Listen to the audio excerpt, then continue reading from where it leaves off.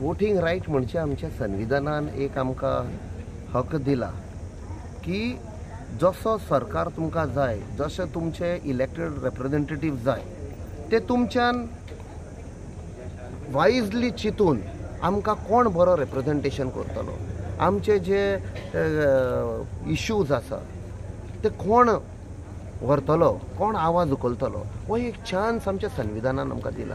आनी म्हाका दिसता सगळ्यांनी भायर येवन वोट करपाक जाय, कित्याक घरानूच बसून सरकाराक क्रिटिसायज केल्ले सारकें न्ही.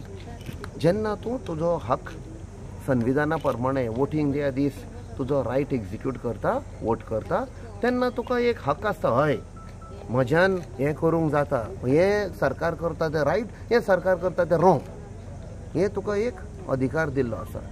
सो आनी सपोज तुमकां कोण बरो लागना जाल्यार दुसरें ऑप्शन दिल्लें आसा. सो वो सगळ्या लोकांक हांव अपील करता, आयज यात, बडे संख्येन यात आनी आपणाचो वोट मारात. म्हाका दिसता there will be a high percentage of vote because लोकांक खूब हुस्को जाल्लो आसा. सो म्हाका दिसता it will cross 70% for sure. नाल्यार सद्या लोकसभाक मातसो लो आसा, but this time there will be much more. We are hoping it will touch 80%. That will be a larger participation of the people in the democratic exercise. Captain, what is the reason because voting church above? पळय खुबशे issues आसा. This time in Goa there is so much एक हें जाल्लो आसा. This is the last chance for us to save Goa.